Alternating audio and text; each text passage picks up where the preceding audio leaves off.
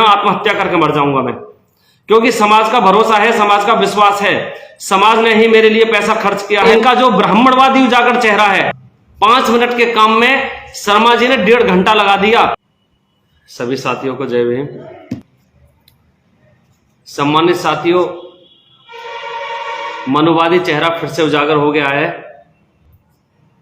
मैंने तो दूसरों के ही बारे में सुनता था, लेकिन आज मुझे खुद भी झेलना पड़ गया। मैं प्रिंस प्रभाकर बुलंदशहर जिले की खुर्जा विधानसभा से सुरक्षित से मैं इलेक्शन लड़ रहा था, तैयारी कर रहा था, और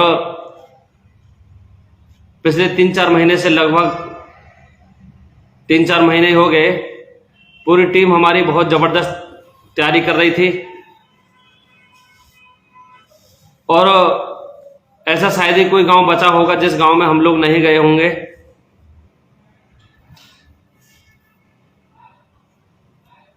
नामावली में नाम ना होने की वजह से मेरा पर्चा कैंसिल कर दिया गया था आजाद समाज पार्टी का, क्योंकि उसमें वोटर प्रमाणित प्रति नहीं लगाई थी। ऐसा उन्होंने कह करके मेरा पर्चा कैंसिल कर दिया था। लेकिन आज से सही 2 महीने पहले मैं अपने गांव के स्कूल में गया था। वहां BLO से मैंने फॉर्म भरवाया था। फॉर्म भर करके दे करके आया था। कोई कमाबेश अगर रह गई हो तो मैडम पूर्ति कर दूंगा मैं। वो फॉर्म मैडम ने मेरा वहां जेवर तहसील में मेरा फॉर्म जमा कर दिया था। जब वहां से वोटर लिस्ट आ गई, वोटर की सूची जब आ गई थी, तो मैंने उन लोगों से, मैंने BLO मैडम को फोन करके पूछा कि मैडम मेरा नाम है क्या इस लिस्ट में, और अगर है तो उसको वेरीफाई कराना है, मुझे आप भेज दीजिए। तो उन्होंने कहा था कि भैया आपका तो नहीं है इस लिस्ट में नाम। पर मुझे गुस्सा सा आया।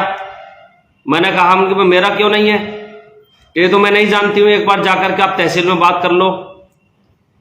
मैं वो गया वहां बात करने के लिए, तो वहां एक नंदलाल शर्मा जी हैं, उनसे मैंने बात की थी। तो वो कह रहे थे कि सर जी आपका जो फॉर्म है वो मिस हो गया था। अब समझ में तो नहीं आती कि मेरा ही फॉर्म मिस क्यों हुआ था, जो कि फॉर्म तो और भी थे, सैकड़ों फॉर्म भरे होंगे, ऐसी बात तो नहीं है, लेकिन उनमें मेरा ही फॉर्म क्यों मिस हुआ था। अब मैंने वहां पे थोड़ा गुस्साए रूप में ऊंचे स्वर में बात करना प्रयास किया कि अभी तो उन्होंने कहा कि सर जी इस सब से कोई फायदा नहीं है, अभी टाइम है। मैंने 10 जनवरी को फिर से एक फॉर्म भरा, फॉर्म नंबर 6, और अपने सामने मैं उसका फॉर्म को फीड कराया। मैंने अपने सामने, मैंने जब वो फॉर्म फीड कराया था उसकी प्रति में लेकर के आया था। उन्होंने कहा कि आप सही 1 हफ्ते रुक जाइए, 1 हफ्ते बाद आपका 17 तारीख में, इट मीन्स 17 तारीख में आपका फॉर्म, आपका वोटर लिस्ट में नाम आ जाएगा। जब मैं 17 तारीख में उनके पास 16, हालांकि संपर्क में लगा रहा था, ऐसी बात तो नहीं है कि मैं छोड़ करके ही आ गया हूं। जब मैंने उनसे पूछा, संपर्क में रहा, जब मैंने उनसे कहा कि भैया मेरा वोटर लिस्ट में नाम आया, तो उन्होंने कहा सर जी अभी वोटर लिस्ट में तो नाम तो नहीं आया, लेकिन ऑनलाइन जरूर शो कर रहा है। पहचान पत्र भी मेरा आ गया था, लेकिन वोट ऑनलाइन शो कर रहा था मेरा, और उसमें उसकी वहां से वोटर कॉपी रिलीज नहीं हुई थी लखनऊ से। वहां SDM सर के पास में गया, तहसीलदार सर के पास में गया, तो वो हमसे कहते हैं कि क्या करना है बताइए। बाहर गाड़ी में बात हुई थी, जो वो निकल के जा रहे थे SDM साहब, तो हमसे SDM साहब कह रहे थे अच्छा क्या करें बताइए आप, हमसे फॉर्म पूछ करके भरा था क्या, ऐसा हमसे वो बात कर रहे थे। मन की सर मैं क्या करूं आप बताइए, मेरा तो कोई कसूर नहीं है, एक फॉर्म मेरा पहले ही इन्होंने मिस कर दिया है, फिर से मैं अब फीड करा करके आया हूं, वरना 2 महीने पहले ही मेरा वोट आ जाता, कि इसमें मैं क्या कर सकता हूं। 4-5 दिन इन्होंने मुझे अच्छे से टॉर्चर किया।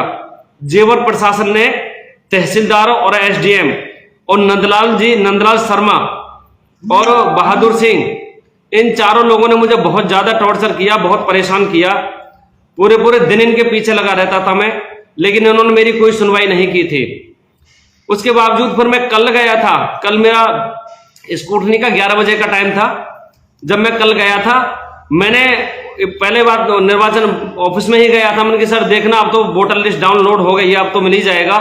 कि डाउनलोड तो हो गई, लेकिन उसकी अभी हार्ड कॉपी नहीं निकली है। मैं और भी ज्यादा परेशान हो गया। उनकी लास्ट टाइम बचा हुआ है, आप बताइए कि आप डाउनलोड हो गई है, हो ही तो आप ही के पास है ना, कॉपी तो आप ही के पास आनी है ना, मेरे पास तो नहीं आनी है वो, तो आप कर दीजिए। उन्होंने दो टूक मना कर दिया। उन्होंने कहा कि आप एसडीएम साहब से लिखवा लीजिए, एसडीएम साहब जब लिख करके दे देंगे तो एसडीएम साहब लिख करके देते, हम वेरीफाई करके दे देंगे। मैंने एसडीएम साहब के पास में गया तो एसडीएम साहब ने कहा कि कुछ नहीं होना, मैं कुछ नहीं कर सकता, मेरे हाथ में कोई पावर है ही नहीं, कोई ताकत मेरे हाथ में है ही नहीं, मैं कुछ नहीं कर सकता। एसडीएम साहब ने ऐसा कहा था। मैं बहुत परेशान हो गया था, हरास हो गया था बहुत ज्यादा।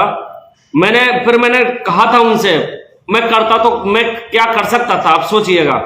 मैंने बोला अगर एसडीएम साहब अगर मेरा फॉर्म कैंसिल हो सकता है इसकी वजह से, तो तुम्हारे यहां आत्महत्या करके मर जाऊंगा मैं, क्योंकि समाज का भरोसा है, समाज का विश्वास है, समाज ने ही मेरे लिए पैसा खर्च किया है, लगाया है, मैंने इतनी मेहनत की है, वो मुझे उम्मीद भरी निगाहों से देखते हैं।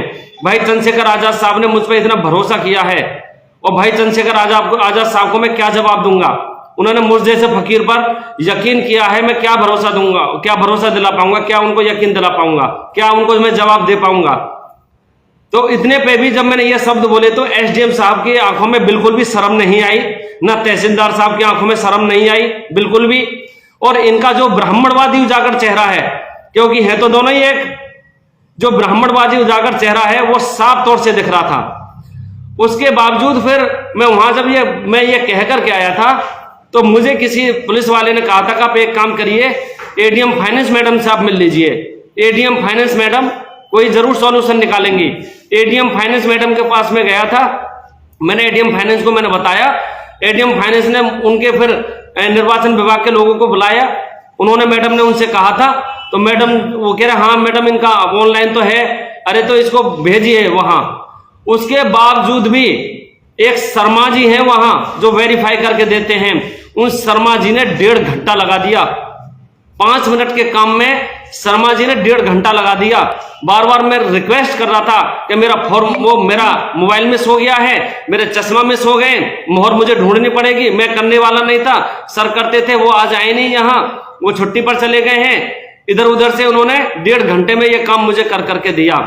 जब मैं वहां से यहां आया तो आते आते मुझे 1:30 बज गया। 1:30 बज गए, मैंने यहां सबमिट करी, दे तो दिया था, वोटर प्रमाणित प्रति जो थी वो दे तो दी थी उन्होंने, लेकिन उसका स्क्रूटनी का टाइम जो था वो 11 बजे का था।